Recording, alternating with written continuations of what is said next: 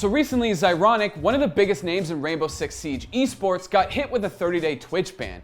And what's even crazier is that when the ban happened, he was trying to call out somebody in his chat who had been harassing him for the last couple of months. Twitch ghosted him, he lost a sponsorship, and he's not going to be able to call the US Nationals like he was supposed to. This ban is one example of a much larger problem, mainly that nobody has any idea what the hell is going on with Twitch and these recent bans.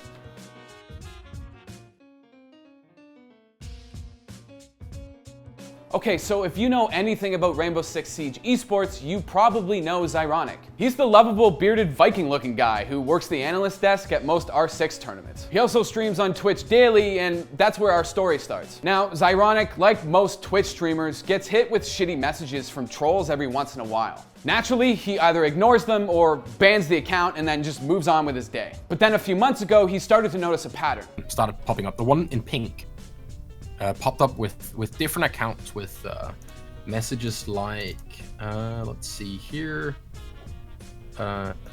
these over and over again for like a good period of time. And a lot of my my like community general viewers remember, like, you know, this person and this happening a lot.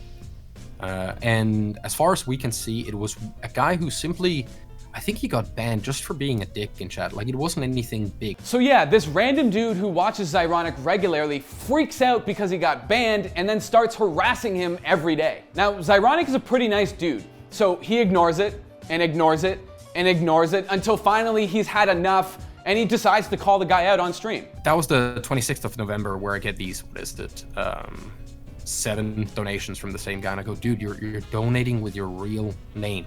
Yeah. Come on. It's your real name, and I quickly just Google search off stream, so I can see everything about you. Like, this is not smart. What are you doing? And nothing really happens, and I get this donation. This dude sent Zyronic 7 messages in one day. 7! And then that's when Zyronic decided to call him out on stream. And when he did, he got hit with this taunting message. Then the next day, on November 27th, Zyronic gets hit with that 30-day Twitch ban. It turns out that that random guy who was harassing Zyronic reported his account because he was allegedly breaching his privacy by calling him out on stream. Now, Zyronic admits that he fucked up by partially showing an email on stream when he called the guy out, and he says this is what got him the ban. But he immediately appeals the ban. He reaches out to his Twitch rep and actually writes 2 different essays breaking down why he shouldn't be banned, or at the very least, why the ban should be reduced. Now, you have to remember, outside of casting tournaments, Twitch is Zyronic's main gig. And also, this was his first strike. So you can understand why he was so urgent to get this situation fixed. Also, remember, this happened on Thursday, November 27th. Zyronic was scheduled to work the analyst desk for the US Nationals on December 13th, this coming weekend. Now, why are we talking about this? Well, because in Twitch's TOS, if you're banned, you basically cannot appear on the platform. And yeah, that includes live broadcasts like the US Nationals. So naturally, this was a gigantic problem for Zyronic. So then he reached out to ESL and Ubisoft to let them know what happened. Now, at this point, it's important to note that Zyronic is basically in limbo. All they wanted to know, and I told them that as well. I was fairly upfront with them, saying that, you know what, I've been banned, blah blah blah blah blah. I don't know if I can go, and I'm being completely ghosted. So I don't know if you have any kind of way of reaching out, because I don't want you to, like, I don't want Ubisoft or ESL to try and limit my ban or any of that bullshit. I hate this idea of having more reach on knowing the right people affecting these things, right? All I wanted was a yes or no if I could go to the event. And as a partnered streamer, which Zyronic is, you're supposed to hear back from Twitch in 24 hours when it comes to things like this. Zyronic didn't hear back from Twitch until Thursday, December 5th at 11:55 p.m. 8 days later. And the email reads, your suspension will expire 14 calendar days after the time it was issued, and the strike will remain on your account. Once it expires, you will be free to use our services again, but further violating our terms of service or community guidelines may result in an indefinite suspension of your accounts. They basically sent an automatic response. There was no acknowledgement of his situation or the fact that he was expected to work US Nationals. They basically just said, yeah, in 14 days, this situation is over and you're free to use Twitch again. Now, why am I being so specific about the date and time? Thursday, December 5th at 11:55 p.m. It's because Zyronic got that email from Twitch 5 hours after the deadline that ESL gave him to let them know if he could work the event or not. Twitch caused him to lose out on a gig that he regularly works by 5 hours. And it's important to remember that working the analyst desk is his main job, his main source of income. And get this, if they sent him the email at 9 a.m. that morning instead of at 11:55 p.m., Zyronic could have worked the event. Why? Because the suspension would have been fucking over by the time US Nationals started. I'll take the punishment, and I'm not even gonna bitch about it, but make sure that you reply back so we don't lose events and stuff like that. Right now, with the reduction in ban, I would actually have been able to go to USN while my ban wasn't even there. On top of missing USN, Zyronic had to turn down a sponsored stream, and he estimates that from streaming revenue loss, the sponsorship deal, and USN, he's in the hole for like $6 grand. Plus he has a fucking strike on his account, which means one more stupid situation like this and he could get perma-banned from Twitch. So say goodbye to any hopes of having a casting career in the future. Peace out, bitches.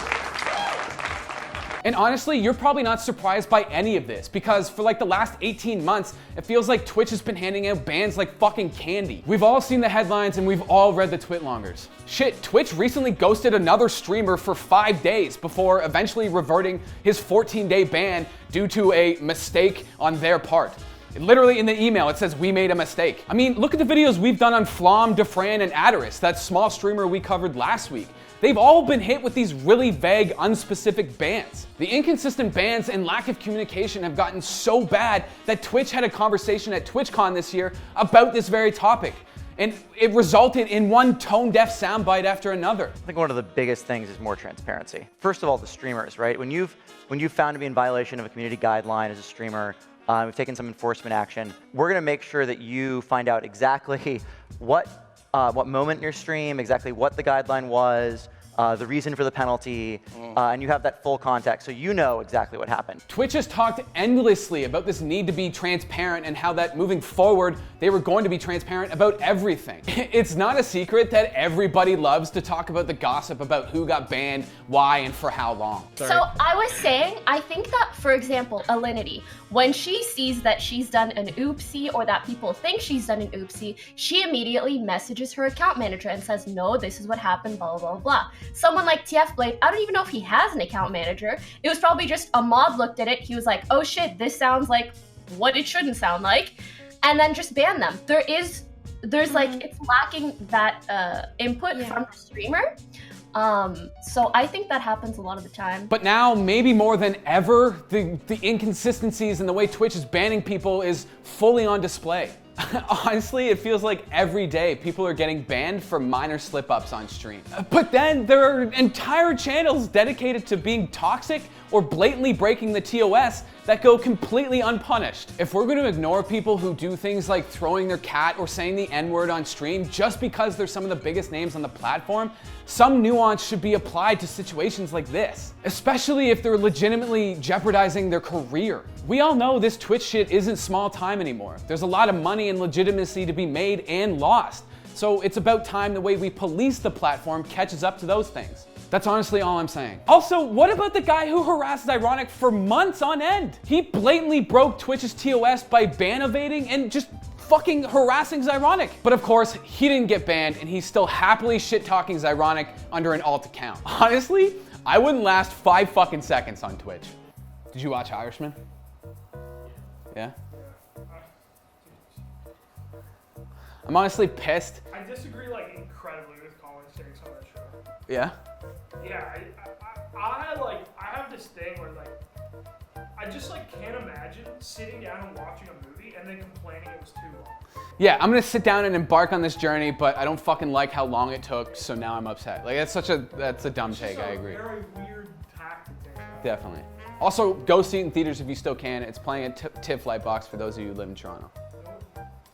You're talking like 3 people. It is. I don't give a fuck if 3 of you see this. Go see it in theaters, please. The Irishman? The Irishman. It's a Netflix thing. But it's in theaters. TIFF Bell Lightbox, please. All right, we're good.